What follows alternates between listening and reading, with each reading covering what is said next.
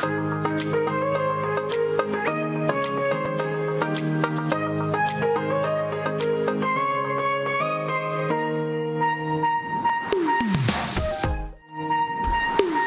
morning to those of you listening to Classic Radio 105.5, 105.9. Those of you viewing us via GBN TV, whether it's Channel 7, Channel 11, Channels 20. Good morning.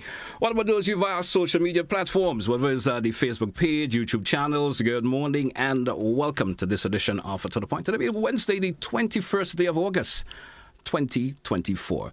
Let me say good morning to the Honourable Prime Minister, Dickon Mitchell. Good morning to you, sir, and welcome to The Point. It's a pleasure to have you this morning. Thank you, and good morning to you, GT, and good morning to your faithful and loyal listeners. Good morning to the citizens of Grenada, Carriacou, and Petite, Martinique. It's a pleasure to be here this morning. It's happy to have you, sir. How are you doing, sir? I'm doing fine. You're doing fine. It's as simple as that. You're doing fine. Yes. Once you're alive and healthy and vertical, then you have to be grateful for the blessings and the miracle of life. So I really don't have anything to complain about. And I would agree with you with that 100%. 100% this morning. It's always good to have that kind of notion about yourself. Let's get into the conversation this morning. Let's talk it off. You know, being, of course, the chairman of Carriacou. Tell us how does it feel for you as the Prime Minister, and what does it mean for Grenada also being the chairman of Carriacou?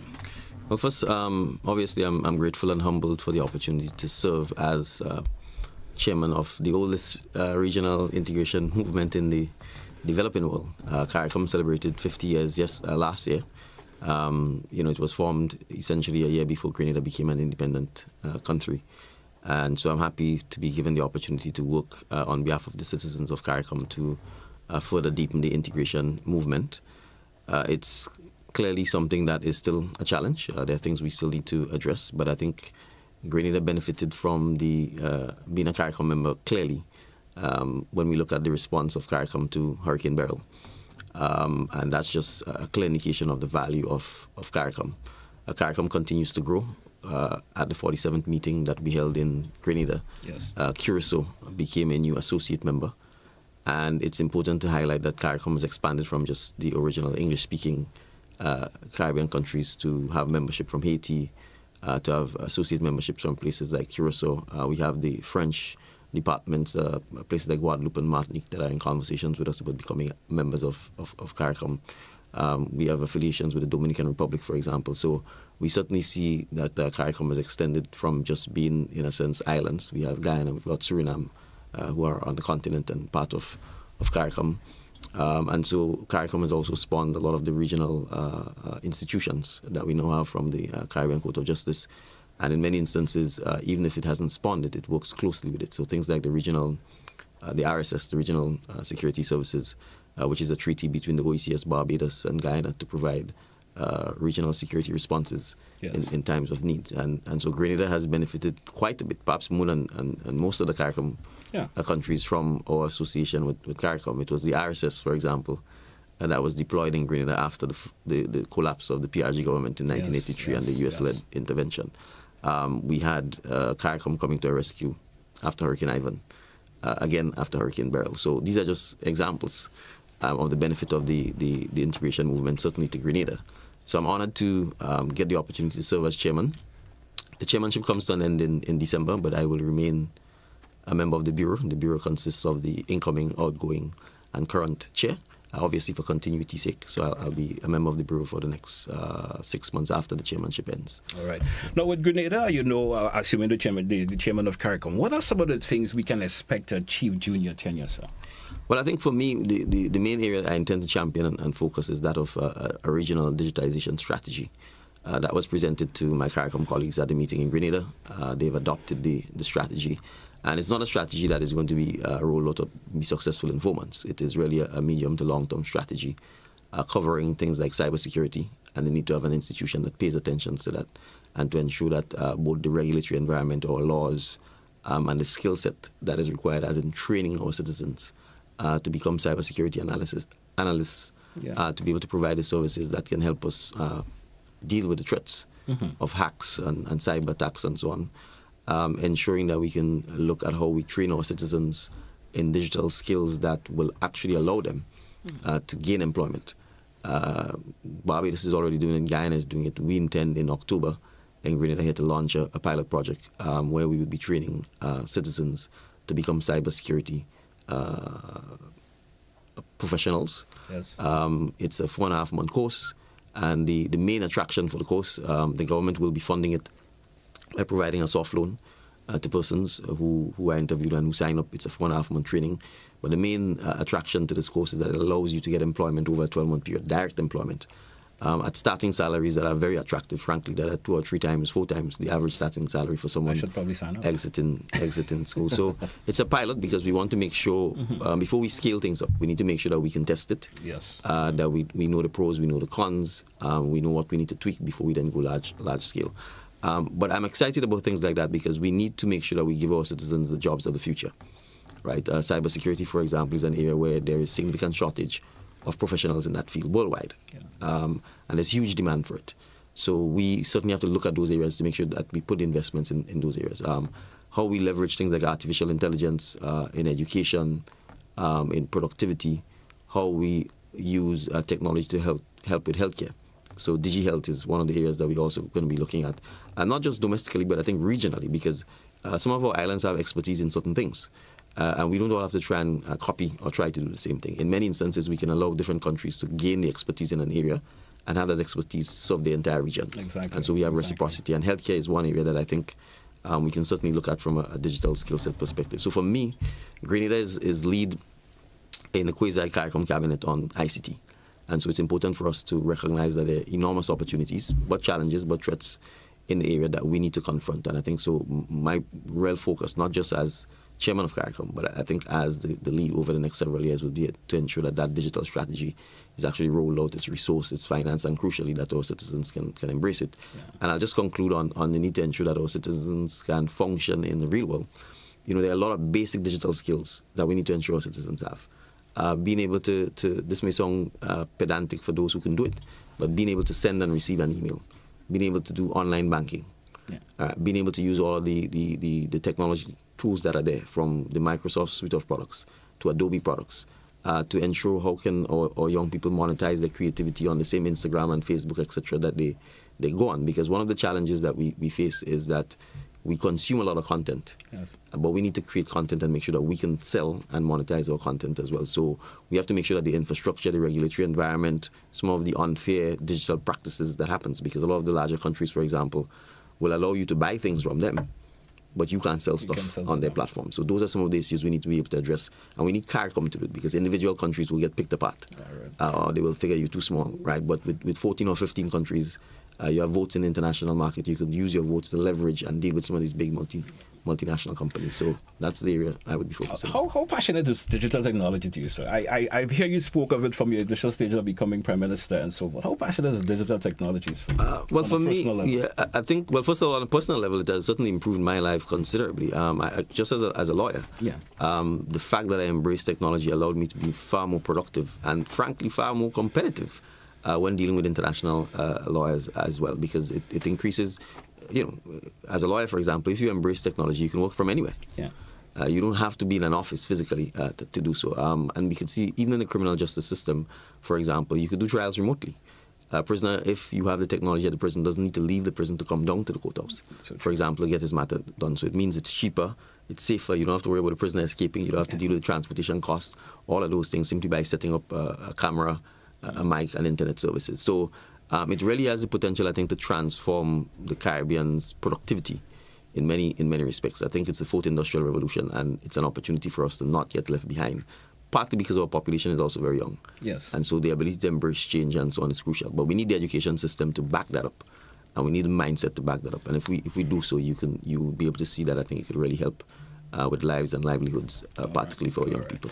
I have another question on Carriacou for you, sir. Carriacou took the decision to fully implement the free movement of people within the space by March 30th, 2024. What is Grenada's, where is Grenada in the implementation process? Right, so we've had some challenges in the implementation process, is in that the entire Carriacou has not been able to meet the deadlines, because there are certain procedural and legal things that each country is required to do. Prime Minister Motley is leading that and has been urging all of the member states to do so.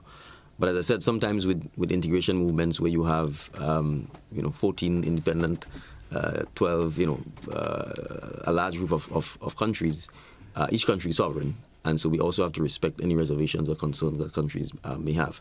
But from a Grenada perspective, we are keen actually to support the free movement of labour within Carriacou, because there are significant labour shortages issues that each Caribbean country faces, including Grenada. We have significant labour shortages, for example, in the construction industry. If you speak to a lot of the larger firms here, they will tell you it is difficult to get people working in the construction industry. And for a lot of the larger projects that are being built, labour is being imported. That's the fact. If we look at the hospitality sector, you'd see that at a top level, a lot of the jobs, the management jobs, are actually held by non-Grenadians. In some cases, it's lack of, or not training our own people to take those jobs.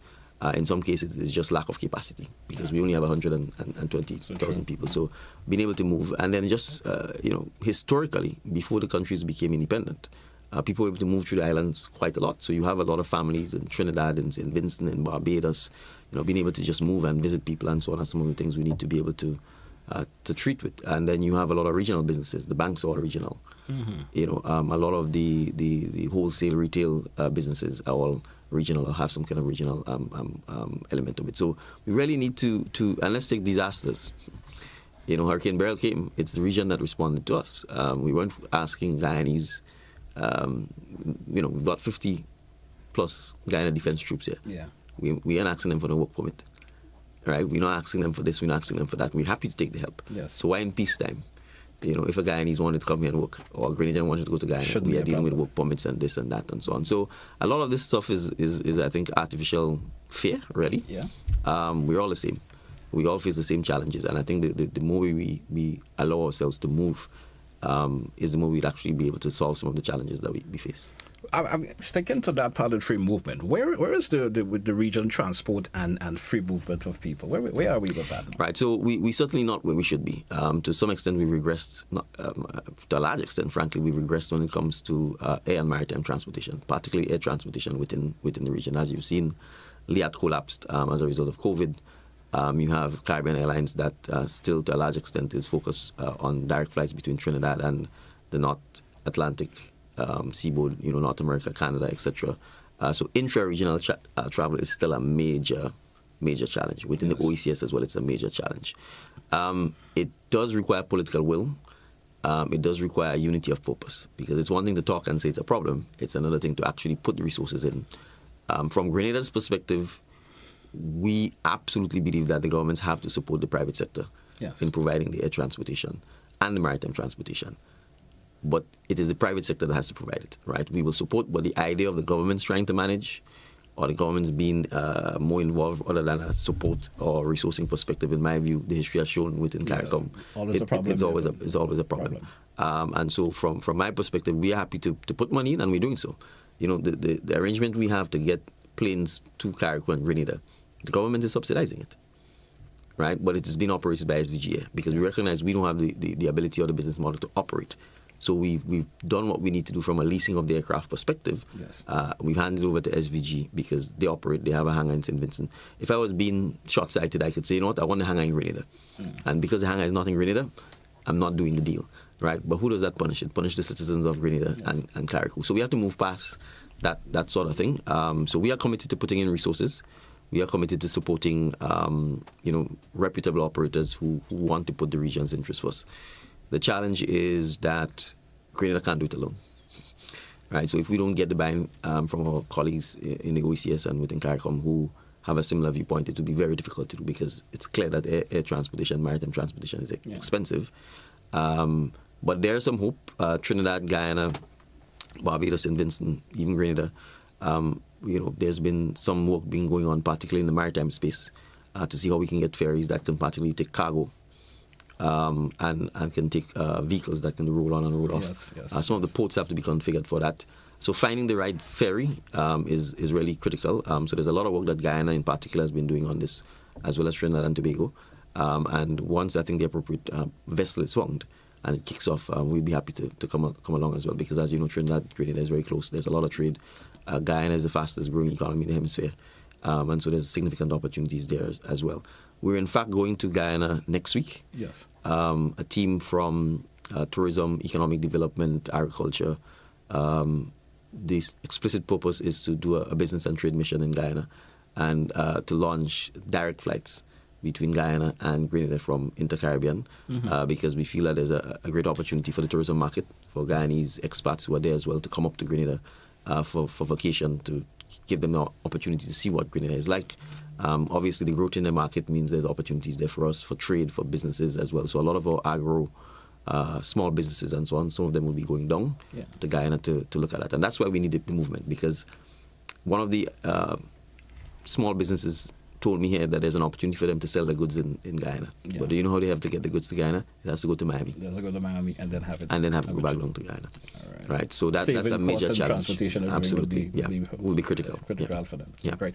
Another question now. Well, we still want to keep on Carriacou for a wee bit. You know, Carriacou has a food security policy, sir. Yes. And of course, an associated action plan, I should say. With a 6% decline in agriculture in 2023, and as reported by the Fiscal Resilient Oversight Committee, and the impact of the alignment of this policy established by Carriacou. Tell us a little bit about that. Right. So the Carriacou Food Security Initiative is being led by Guyana. Essentially, what it is it's seeking to reduce our food import bill by 25% by 2025. Yes. The strategy would have involved a regional approach to ensuring that we can plant more of what we eat, we can grow more of what we eat, and crucially that we can trade more with each other. So it also involved, in a sense, identifying which islands may have niche or competitive advantages in certain types of produce, and having them concentrate on that, and other islands concentrate on their niche products, and then you trade and so on. It has been going well. It also involves deploying a lot more technology. So things like the use of larger shade houses, aquaponics, looking at the things like livestock, cattle production, looking at poultry production, because, for example, in Grenada, poultry is one of the major importers that we face. Looking at things like cereal and grain. As you know, Guyana is in South America. It is a large country, so it's certainly, similarly, Suriname, it certainly has landmass. So, for example, part of it involves even Suriname offering Carriacou residents the opportunity to acquire land in Suriname for farming and so on. So it's a multifaceted approach, looking at things like how you make the agriculture more resilient in terms of insurance and crop insurance and so on. So it's been led by Guyana. The ultimate aim is to ensure that we are more food secure, because we are growing more of what we eat. We are trading with each other more. And every Carriacou meeting, Guyana tracks the progress of the respective islands in terms of some of the initiatives that we should be going with. So it's also critical to capture data as well, because one of the challenges, particularly in the agriculture sector and the fishing sector, is the fact that the data is not being captured. And I'll give a good example now. If a fisherman here catches his fish and goes straight to Trinidad to sell it, we are not recording that. So it means we're under-reporting GDP, we're under-reporting the sales, etc. So making sure people in the industry also understand that, because when you say, for example, fishing is declining, and it may not be actually declining because you're not capturing the data, it has implications for how you get funding, for grant funding, for capital raising, etc. So it also includes making sure that we spend a bit more time on putting in systems in place to capture the data. But there are challenges. So, for example, the weather. As you can see, Grenada and parts of the southern Windward Islands experienced significant drought this year. So that obviously would have significantly dented production in the context of Grenada. And then you have the hurricane, which has now wiped out the more long-term crops in terms of the nutmegs, cocoa, breadfruit, mangoes, a lot of that. So there's no question in Grenada's case at the end of this year that our agricultural production will definitely not be on target and will be significantly compromised. But it means we also now have to become smarter, because you'd see that some of the shade houses remain untouched. Right, and therefore it means we are going to have to find ways to ensure that, for example, vegetable production can be ramped up, because these are shorter crops. You can do them a lot quicker, and you can do them using shade houses and so on. And you can deploy technology. It means our irrigation systems are going to have to become more robust. So it also means we have to look at introducing new crops in the system. So let's look at Carriacou. We have to replant the mangroves. Yeah. Should we just replant mangroves, or should we interspace that with planting coconuts, for example, to make sure that you can actually have a productive crop planted as well that in 3 to 4 years can actually give you produce. So it's part of that. In fact, President Ali and I discussed that when he visited Carriacou, because Guyana also has significant mangroves, as you know, as well. So those are some of the areas that we are really trying to cover with the initiative. But I don't want to leave out things like poultry. right? Because that's where a significant portion of the inputs and a lot of money is spent. Yeah, and we eat a lot of chicken. And it's a main source of protein. Yeah. So we have to, in Grenada, we've developed a poultry policy. We intend to really now resource the policy and begin to really support and engage with the poultry farmers. We are working on some infrastructure stuff like hatcheries that needs to take place to support the industry. There is one large farm, Excellent Farms, that I think is now back on stream. There's a second one in Felix Park that we're hoping can come on stream. And then we're hoping that we can get the smaller producers, poultry producers, to aggregate and work with them. The cost of feed has to come down. It's the main input in poultry. It's something that we will be having discussions with Caribbean Agro about to see how we can find the right partnership to make this work. Because when Caribbean Agro was originally conceived back in 1977, the idea really was to have an integrated poultry industry here where we would not be importing chicken. Okay. 50 years later, we are not even close to that, and that is something that we really need to take more seriously and ramp up. So I'm just giving that as an example. As you're aware, the Market International Importing Board, we are taking certain steps. The report has been provided to us by the Technical Working Group. We intend to convene in the next several weeks with the existing board, the Ministry of Finance, the report, and then to see how we can look at a new model that could bring MNIB back on stream, because we think that is critical towards also helping with the question of food security, towards helping our farmers, our agro-processors, and so on. So the truth is, I think we all see it. If we keep importing our food from Miami or Mexico or Brazil or wherever, we don't have control over the geopolitics in the world. We don't have control over freight. Yeah. And you could quickly find that in a small island, in 2 weeks you have no food. If you're not growing and storing and sorting and processing, because that's the other part of it, a lot of the wastage that we allow to happen by making sure you can have canned fruits, pickled fruits, those sort of things. So that is, I think, critical for us to understand. If you can't feed yourself, really and truly, your independence is significantly compromised. I agree with you on that, sir. You spoke of marketing board, and I did have a question that relates to that. And I think we will come back at it after the break. We should take a short break, just for a few minutes, and then we come back. Stay with us, folks. It's To The Point here, Classic Radio GBN TV. Let's take a short break. We'll be right back.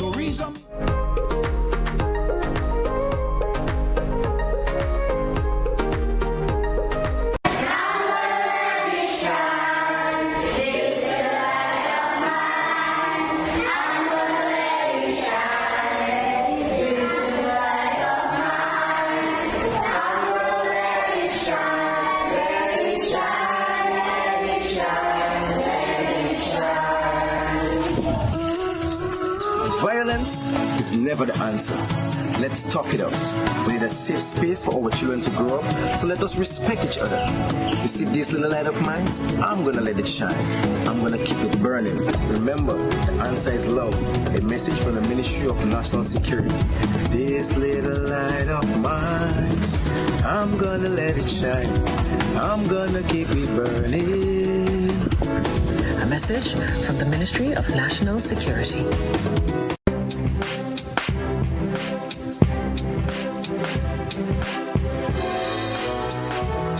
Labukan Creative Center presents the final staging of I Do at the Duluth Cinema Grenville, Sunday, August 25th at 6 p.m.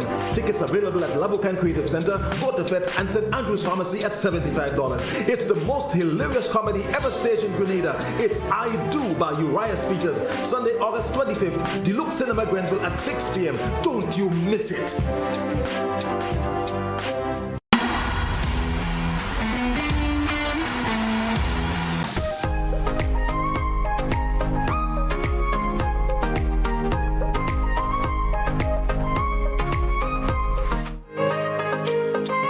Welcome back, listeners. Welcome back, viewers. It's To The Point, Classic Radio, GBN TV. The Honourable Prime Minister with us this morning on today's program. Honourable PM, welcome back once again. Let's continue with our, of course, conversation this morning on the program. A question I want to ask, making the international news recently, there is the fact that Grenada is seemingly the only Caribbean country, I would say, which has a clause inserted to on its bond issues, which allow payments to relieve the event of the catastrophe in Grenada. Can you provide more information on the clause insertion? So you could provide some more information on that? Sure. So the context is that after Hurricane Ivan, Grenada had to borrow a lot of money to rebuild. Yeah. That created a situation where our debt to GDP ratio was quite high and frankly unsustainable. And you recall that around 2013, Grenada entered into a self-imposed structural adjustment program. So the context here was that we recognize that if we are borrowing and have bond instruments, that we are vulnerable to catastrophic climatic events, such as the Hurricane Beryl that we've recently experienced. So the strategy around the clause was that we have a choice. We could continue servicing the debt in circumstances where people are suffering. Yes. Or we can say we need to be in a position where we will suspend the payment of the debt so that we can take care of our people, so that we can have the relief, so that we can rebuild our economy, rebuild our livelihoods, rebuild our country. And so the instrument really gives us the opportunity to say to our bondholders, I'm going to defer paying you what I owe you for 12 months or 24 months or 36 months and use that cash flow to treat with the emergencies that I have to currently deal with.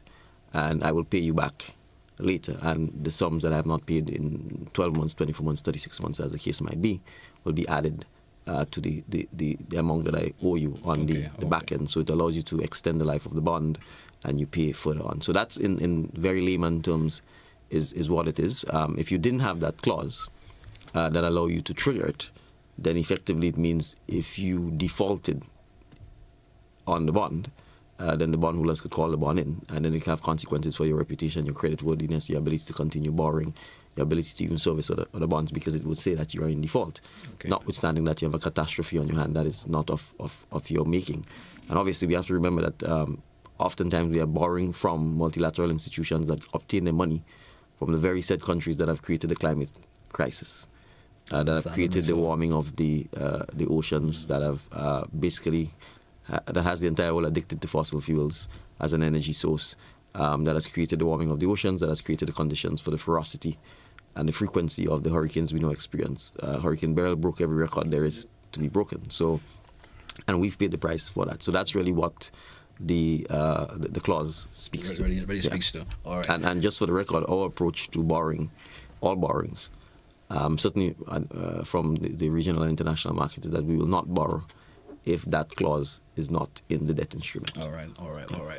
So we know that the insurance relief has been accessed by your administration for the help in the rebuilding of after Hurricane Beryl. Has your government completed a plan for the Build Back Better, in particular for Carriacou and Petite? And how much of an effect will that have on the 2024 and the 2025 budget, sir? Right, so I'll take the budget issue first. We approved at the Finance Committee in Parliament yesterday a supplementary budget of approximately $269 million. A lot of it is, in fact, as a result of the consequences of Hurricane Beryl, which we now need to fund. And so, obviously, when the budget was passed for 2024, there would not have been any financing for any damage restoration because there was no storm. We were hoping we would not actually experience one, and we've experienced one very early in the season. And so the aid, the rebuilding, the repair work is significant and also long-term. It is not something that's going to, you don't rebuild an island overnight, so it's going to be a long, difficult and slow process, but it's a process that we must do and do better and build in the resilience that is required. So already, in terms of the 2024 budget, we've had to go back to ask for, as I said, $269 million. A large portion of it is directly related to Hurricane Beryl and the expenditure required for that. For 2025, we expect that is also going to be a major driver as part of the budgetary allocations. We have fiscal responsibility rules or fiscal resilience rules to ensure that the government also manages its budget properly. And we expect that we may have to suspend some of these rules simply because as a result of what has happened. As you recall, we have had to do things like declare state of emergency initially. We've had to declare Carriacou as a disaster zone. And it means an enormous amount of resources that otherwise you would not have to spend. You are now simply spending on aid efforts, on reconstruction, repair, infrastructure work, etc. So that is ongoing. Now, there are stages to this. We first have to deal with, the first stage would have been the immediate relief to people, to just get them food, water, a safe place, shelter. And that still is the situation in Carriacou. And I want us to appreciate that there are still a lot of people that are homeless because their homes have been completely destroyed. So they're either bunking by a friend or they're in a shelter. we have a situation where all of the government offices were destroyed. Yes. So there's no place for people to work. The entire telecommunication system was destroyed, so you can't work remotely. The power was off, so there's no power to pour anything. And you have no food, you have no clothes because everything's been destroyed. You have no furniture, you have no fridge, no stove. So we're coming from a situation of almost zero. And so planning and rebuilding, especially in circumstances where the infrastructure in terms of the port and the airport is limited, is a major challenge that we face. Recall, Carriacou did not have night lights, so you couldn't land in the night. The airstrip is limited, so only small planes can land. So it's not like you can fly in a big jet and bring massive amounts of construction or relief effort. The port is not the port of St. George, right? So again, it's only certain size vessels that you can take in terms of the lumber and the construction materials that you would need. So when we start talking about rebuilding Carriacou, it is something we have to appreciate that will take a long time. Yes. Right. But there are a couple of things that we've stabilized the situation with aid. Yes. People have water, they have food. At least where structures are standing, you have tarpaulins, covering and so on. Grenada has begun to restore power. The critical thing is the issue of sanitation and public health and the cleanup. Now, the cleanup is a massive effort. The amount of debris that has been produced is enormous. We're talking here hundreds of tons, if not hundreds of thousands of tons of debris that has to be cleaned up and taken off the streets, taken off people's homes, taken off well, there's no forest anymore, right. Taken out of the mangrove, taken out of the beaches and the sea. That process has started. We have crews that ultimately will probably get to about 170 to 180 people who are working just to pick up the garbage. Then they have to be separated, it has to be compacted, and then the solid waste has to take it off the island. The island simply doesn't have the capacity to treat with the galvanized, the zinc, etc. That is an enormous process. It's happening in Petite, Martinique as well. But that is absolutely vital, because if we don't clean up the debris, we're still in hurricane season. If we get any high winds, that debris is going to fly all over the place and pose a danger to people's lives. Yeah. So that process, we hope to have a sustained, intense process for at least 90 days. That also requires a lot of heavy equipment, trucks, because you have to pick the garbage up, you have to mass pile them, caterpillars, bobcats, all of that. So it's a massive operation that is only now beginning to be intensified. Stage 2, schools. We're obviously very concerned about ensuring that as much as possible we can get to a point where children could at least have some schooling. Yeah. It is not going to be perfect. It's going to have to be ad hoc and perhaps a shift system. So the stages that we are dealing with right now is looking at how we can repair some of the schools. So, for example, the Hillsborough Secondary School, the Guyanese Defence Force is there. Okay. They're doing work on it, and we anticipate they may leave Carriacou by mid-September and hand over the school functional. There are a number of other schools that we've shortlisted that we believe we can repair. It will probably take us a month. We've just gotten the consultant's report in terms of what the damage is, the extent of the damage, the costings associated. We have to get contractors to do that. But the contractors face the logistical issues, where the materials coming from, right? Those kinds of things. So we have to work through that. So we realistically, the repairs of the schools are probably not going to be fully completed until end of September, October. In fact, when I leave here, I'm meeting with the team to have a discussion about how we can accelerate as best as we can. But we also face the reality that people are using the schools as shelters. So if we are going that's another problem. If we are going to reopen the schools, where do these people go? Right, so housing then becomes this single biggest major issue. We are looking at modular homes. In fact, there are a few Grenadians who've been scourging Las Vegas, Canada, etc., looking and meeting with suppliers, manufacturers, obtaining quotes, looking at the style, the types of construction, because there are things we need to pay attention to. In Carriacou, water is an issue. So we need homes that certainly can collect the rainwater and take it to the cisterns, whatever type of homes we have.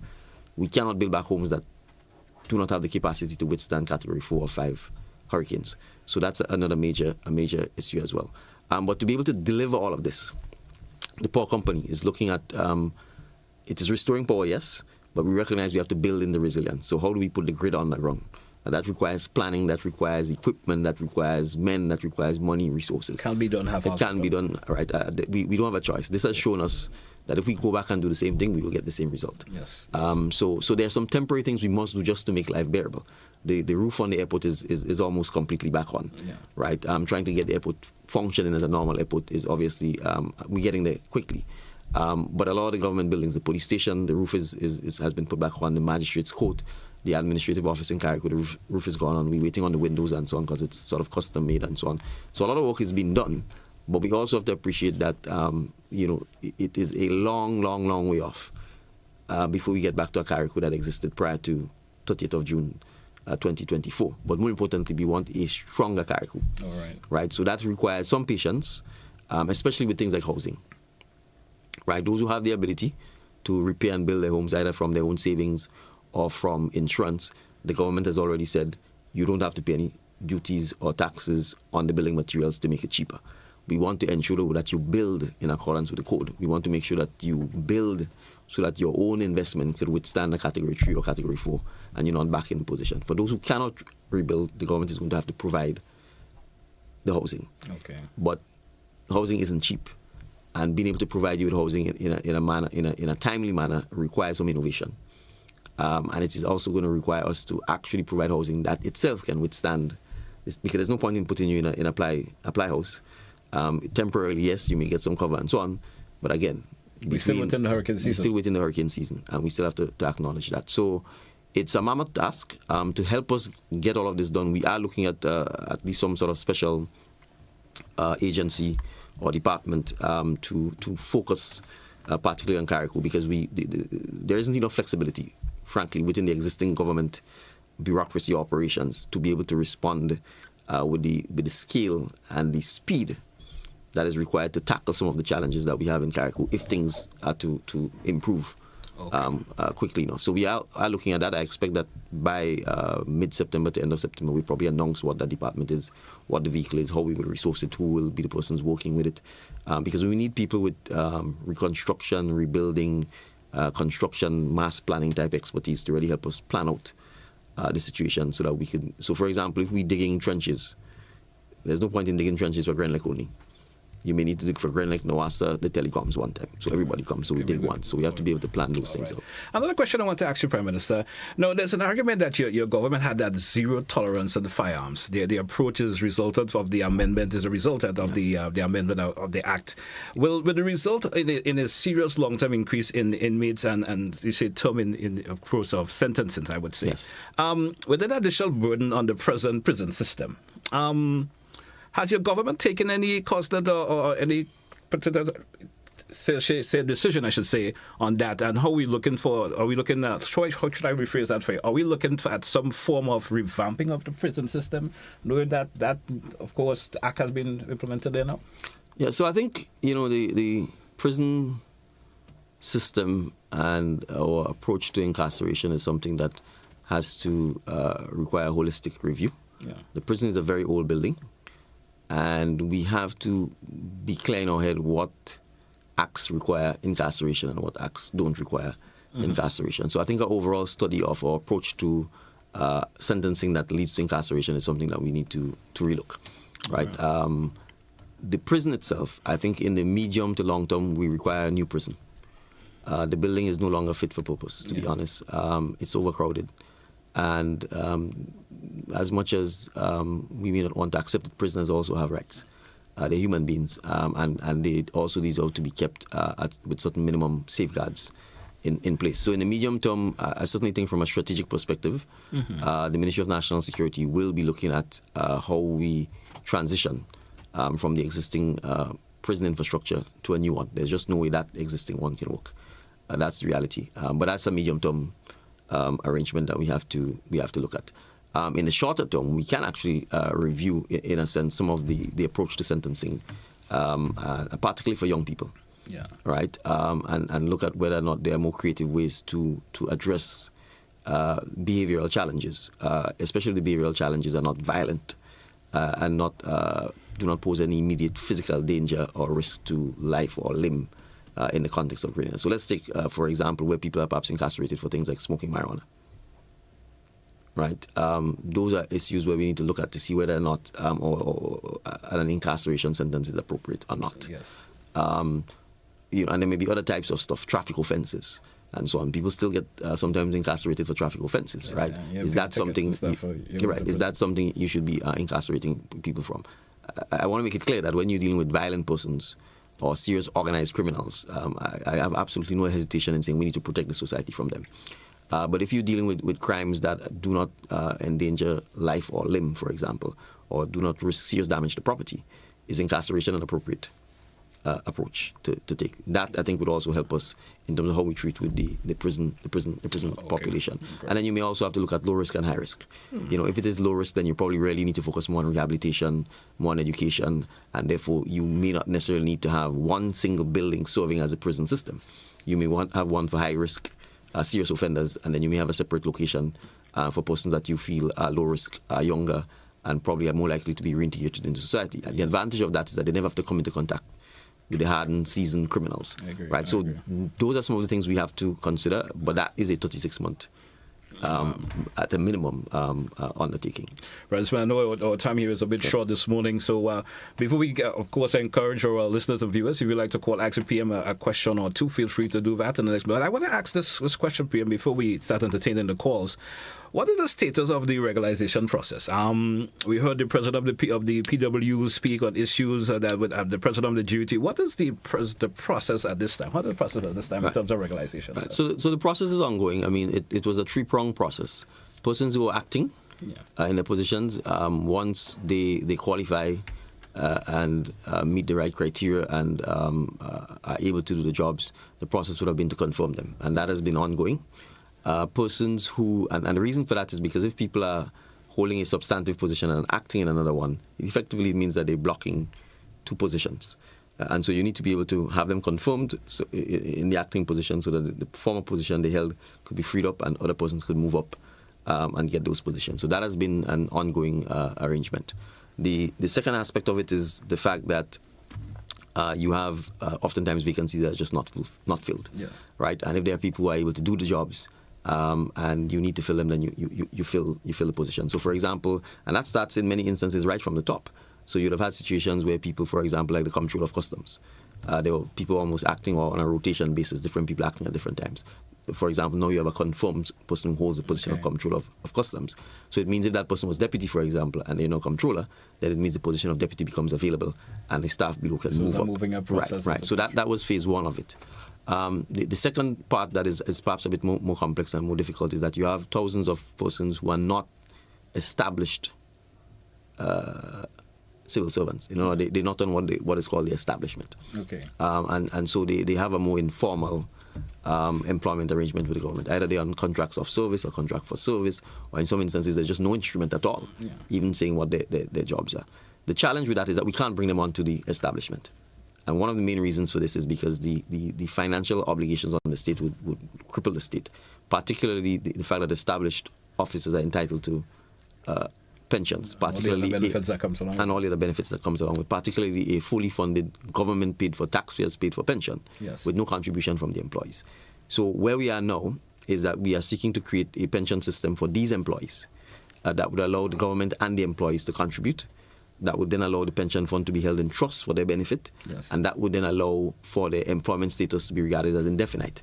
In other words, indefinite meaning you are a government employee and you don't need to be in a position where every year you have to get a letter saying you are an employee for 1 year, or 1 year, or 6 months, or 8 months, or whatever it is that has been taking place. And the obvious advantage for that is just like any other private sector employee. If you're employed, you're employed. Of course, if you don't do your job, if the company has to downside, there are things that will happen in those circumstances. But an employee should not be in a position where he knows what he's doing is always required by the employer. Okay. He's doing it all the time. But every year, he has to get a new letter saying... You have to be renewed the whole process. For a year, etc., etc. That creates insecurity. The banks and so on will not lend you any money if that's the instrument you're presenting. And we need to be able to get people to leverage their employment to get loans, to study, to get a mortgage for a car, a house, or whatever it is they wish to do. The other advantage of the pension, obviously, is that you don't want people to work all their lives, and then when they retire, they have nothing. Right? And in many of the employees who are working for the government, the system we met is that they were not even paying NS. Because those who are on contract for service, they're saying, well, you are a self-employed person and pay your own NS. And they would not bother with that process. Of course, they are not bothering with the process. And so what happens is that you will the time flies. You work for 25, 30 years, about to retire, and then you realize you have no pension. Not even an NIS pension. Because sometimes on your own personal, you're not thinking it's beneficial to you at the time. Right. So the idea here, again, would be that by having the pension system in place, by having it contributed mandatorily, it means you get the pension. What that allows us to do then is really to say, look, you're a government employee. and you don't have to worry about all of these shenanigans. It also allows even those who are established to join the new pension system as well. Because one of the things that is crucial about the established situation is that you must work for a certain number of years before you can qualify to be entitled to pension at all. So I'll give you an example. If the minimum period is, let's say, 26 years, and you work for 25, and you want to leave the service, you're not getting the pension, Okay. You must stay and meet at 26. So what happens is oftentimes some people just literally hang around because they're waiting for the pension, right? Yeah. So it doesn't allow for career dynamism. Sometimes you want to leave the public service, but you can't because you're thinking, I've already put in 12 years here. If I leave, I have no pension, I have nothing to get. But with the new system, you would have a situation where you can contribute. The government is contributing, and you can take that pension with you. So if you're going, for example, to the private sector, because the pension will obviously be managed by a trust fund, most likely an insurance company or so, it means you can transfer that pension with you. So there's some obvious advantages to the new system we want compared to the current system that exists. Listeners, viewers, you have the option of calling. We have limited time with the Prime Minister, just a couple more minutes. So, of course, I ask you if you're going to call and make your contribution a bit short so that we could accommodate as much as possible. First caller, good morning. You're welcome. Well, thank you very much, Mr. Telesford, and good morning to your guests. I have two brief comments and, of course, with the corresponding question one. In 2021, they were about the government of Grenada with full authority increased the sum which was paid to the quote-unquote vulnerable of this country. In 2022, the administration changed. Promises were made in the end of 2022 in the debate for the budget that the government will continue to pay. However, in 2023, in January, it was removed. $150 per month up to $1,800 for the year of 2023. My question to the Prime Minister is, where is your government, or your administration, is the one which fulfills the promises made? Question is, when will this money of $1,800 be paid to the quote-unquote vulnerable people of this country? Two, information abounds that Grenada has never been a politically independent and sovereign nation state. No documentations can show and prove it. Information was given when the celebrations for independence, 50 years of independence, and we were told that they're working with the British government to get the corresponding documentary information. Has the Prime Minister knowledge of the information so that he can share it with the Grenadian people? I trust that my questions are understood. And Mr. Prime Minister, be careful with would have plus the past participle. It doesn't tell you what has happened or happened. Thank you very much. You have a nice day, will you? Thank you, caller. Can you respond to the caller? Yeah, so thank you for the guidance on the English. It's appreciated. I actually have no knowledge of what he speaks of in relation to the second question. Yeah. So I really can't answer it.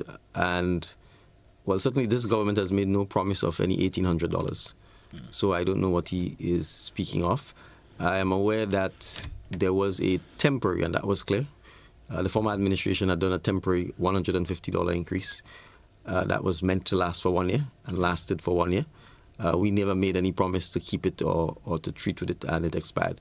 What this administration did was that in looking at the social safety net programs, we analyzed and wanted to be more specific with our targeting. So we recognized, for example, that citizens who are 60 and over oftentimes have increased challenges, medication, bills that are associated with that. And especially if you don't have a pension or any financial support, the chances of you working is also curtailed because of sometimes age, infirmity, etc. And so we would have given a $200 increase per month, which persons who are on the SEED program are getting. We also looked at the second sector of the population that we recognize would have also additional challenges, which is persons with physical or mental challenges, and we also gave a $200 increase for those persons as well. And that is happening. So that is what I can speak to on this. Call over via WhatsApp. Good morning, and be brief, please. Call over via WhatsApp. Good morning. Guess we lost. Caller, of course, via the direct line. Good morning. You're welcome. Let's hear from you. Hi. Good morning. I'm calling to just ask the Prime Minister, could you give us an update as it relates to the project on the cliff? We know that there was some stagnant issue. It was on hold for a while, and it may have recommenced today, but can you tell us what is happening with that project? Also, can you tell us what is happening with our Imani programs? We see that a lot of the Imani residents, the Imani applicants or persons are back at the Trade Center. We saw a press release, but could you tell us what is happening with that program now? Thank you, caller. All right, so I can't speak to the press release in relation to the minings because I haven't seen it. You haven't seen it. And I'm not aware of that, but I can certainly have the Minister for Youth and Sport come back to her on that. The Cliff project is ongoing. We have to understand construction. It's not construction is not always a situation where every day you see physical activity or construction taking place on the site. So what you would have had initially is excavation work commence, particularly on the top side. We would have had to, we needed Glen to move the utility lines. That should have happened. There was some delay there, and it was interrupted again by Hurricane Beryl, and they need to focus on the restoration works. So the utility lines needed to be moved. The contractor required certain equipment, particularly for the retaining walls that form work and so on. That has been imported. I believe it should have been cleared by now. If not, I expect that will take place shortly. And obviously, sometimes with things like Carnival, particularly in the construction industry, employers tend to give their workmen and women sometimes an opportunity to take a break. And therefore, certainly construction activity should have resumed as of Monday. Caller via WhatsApp. You have the opportunity once again. Good morning to you, and be brief, please. Hey, good morning, the Prime Minister. And GT, always a pleasure to see you, Mr. Prime Minister. I didn't get to see you in New York, but I'm hoping to see you again. Mr. Prime Minister, what would you say is your biggest challenge, right, beside Beryl? And what gives you sleepless night? All right, and my second question to you, as a young person, right, who just inherit like the leader of Carriacou, what is your vision for the region? Especially because you know, like Jamaica was one of the problems that we didn't come together. So what is your vision? And as one who live in the diaspora again, we are interested in coming home, but the problem is with the healthcare. Are we going to see like some kind of health insurance? All right, caller, thank you. All right, thank you. So on the healthcare insurance, yes, we are working on national health insurance. It is something that we've committed to, and because we recognize the importance of it, that is something the research into this is ongoing. So certainly it is something that we are aiming to have implemented as well. And in addition, the caller may be aware of Project Polaris, which is the new hospital that we're seeking to build in Calavini. We've already acquired the lands, and a lot of work is going into the project. Ultimately, it's not just a hospital, but we want to have a medical village in Hopevale, in the Calavini area. So certainly we recognize that healthcare is a major challenge, not just for Grenadians in Grenada, but for Grenadians in the diaspora who may want to return or may want to retire. And that is something why strategically we are very committed to that. All right. In terms of the vision for Carriacou, we simply wish to strengthen the integration movement and to recognize that whether it's from security responses, whether it's from the movement of human beings, whether it's greater integration on issues such as trade, business, maritime travel, air travel, that we work closer together, we continue to support each other, and we continue to be there for one another. Because I often say no one is coming to save us. We within the region must continue to save ourselves. And our recent experiences with Hurricane Beryl has demonstrated that. All right. I don't have any sleepless nights. The work is exhausting, so when I hit the sack, I tend to sleep. And I would say the biggest challenge, I think, from a Grenada perspective is, the government still needs to become, and that is going to take time, a lot more efficient, a lot more flexible, and a lot more responsive to the needs of the citizens. That requires some structural change, that requires some legal change, and it also requires us to invest in training, because oftentimes we give people employment in the public sector, but we don't train them to reflect the realities of modern life. So I think that is the ability of the public sector to implement and deliver a lot of the policy initiatives would be the biggest challenge. All right. We will take our final caller, and then we get some closing comments from you on the Prime Minister. Caller, good morning. You're welcome. Thank you very much. Pleasant good morning. Pleasant good morning to you, sir. I have already called you the Dickon Prime Minister.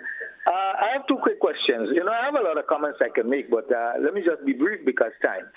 Are you contemplating on moving away from the colonial rule, the master, as you say, and trying to have our own constitution? And secondly, I have a third question though, but secondly, it is estimated that over 25,000 persons on island are suffering with disabilities or disabled. Do you have anything in place pertaining to the Geneva Convention, which I suppose the 2008 to 2013 under the Prime Minister then? I think something was in place for that, and then when the change of government came in 2013, I think that was dashed under the carpet. Well, I mean, I had some very good contacts with some people from the University of Michigan earlier on in this year, and I am here suffering with a disability. Thirdly, I am an ex-detainee of the People's Revolutionary Government. I suffered property loss, house and land. My parents are buried on that. And I did go to I sent a letter to the Claims Commission, but I also went to the Truth and Reconciliation Commission. Now, I could say your opponent, the opposition leader, he was very instrumental when I wrote him a letter, and he responded to me, and I was given $4,000. As up against a claim of over $130,000. Probably by now, with interest and whatnot, is probably over $200,000. But are you contemplating? Because I have a letter before me here that I wrote to you on the 13th of October 2022, and because I can't climb the steps to come to your place on Thursdays, I am suffering here, and I'm wondering what is happening. Because to me, the people from the which ministry, they came to pay me a visit, and they proposed a few things to me, which has given me a serious problem. How am I getting along with this kind of a thing? I signed a document with them just about a month ago, but I am saying it's very unfair for me in a wheelchair, can't walk about, can't move about, and we may have lost the caller there for some reason. Prime, I'm not sure if you picked up everything the caller didn't mention. You want to respond, and then we get some closing comments from you? Yeah, so I think he has a general concern about accessibility for persons with disabilities. Yeah. We as a government, obviously, can't quarrel with that, and it's something that we have to be better at, not just as a government, but as a country, because many of the buildings are constructed with little or no disabled access, and historically, that's the fact. Yeah. Certainly, I think going forward for new construction, particularly for public buildings, it's important for us to remember that we need to have within the code disability access for persons who are either incapacitated or who may have sight challenges. So I have no difficulty with what he's indicated. But part of the challenges in many instances is just the limited state of buildings on islands. So he talks about, for example, where my parliamentary office is in St. David's. To get to it, you have to climb steps. I wish that wasn't the case. The challenge, though, is that except for the urban areas, you don't have office buildings because there's no urban area really in St. David. And so you find yourself, because the state itself doesn't provide an office, there is no standard parliamentary office that is owned by the state that a parliamentarian goes into and in 5 years or 10 years he walks out of. You're always finding the parliamentarians you have to go find an office. And with limited buildings in St. David, well, there are no office buildings in St. David's really. They're all either residences or so on, or some sort of business place that you then have to carve space out. So to that extent, the state really does owe the citizens an apology because of the fact that we have not invested in what I call permanent public facilities to house parliamentarians and so on that is accessible to the public. So I appreciate where he's coming from, and his concerns are valid. In relation to the Claims Commission, what I can probably say to him is that he may need to speak with the Office of the Attorney General or the Ministry of Legal Affairs. The Claims Commissions was set up after the collapse of the PRG government. There's a written document with the names of persons who the Claims Commission indicated ought to be paid. And if he was not paid, then he's entitled to be paid. And in my view, there should be no reason why the state should not pay him if the Claims Commission found in his favor and found that either his property or his parents' property, if he's entitled to it. Yeah.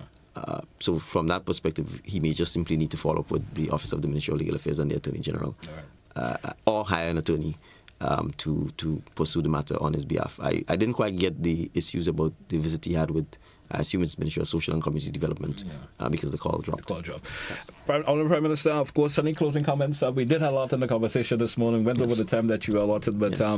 No, well, I just want to, first of all, say thank you for having me and to speak to two things. One, the situation in Carriacou and Petite Martinique. I keep saying we need to be mindful that this is going to be a long rebuild. I think we know what we went through with Hurricane Ivan.